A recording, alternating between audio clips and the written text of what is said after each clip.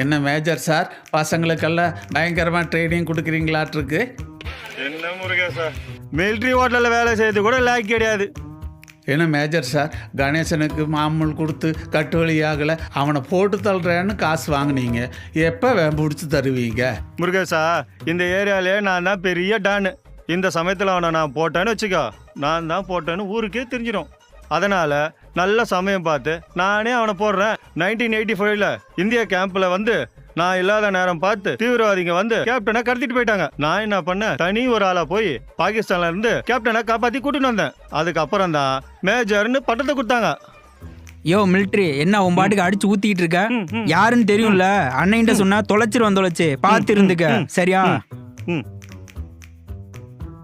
என்ன major sir, கணேசோட தம்பிக்கே இப்படி பயப்படுறீங்க, எப்போ கணேசனை போட்டு தள்ள போறீங்க? முருகேசா, இதெல்லாம் ராணுவ ரகசியம். இது பேர் தான் பதுங்கி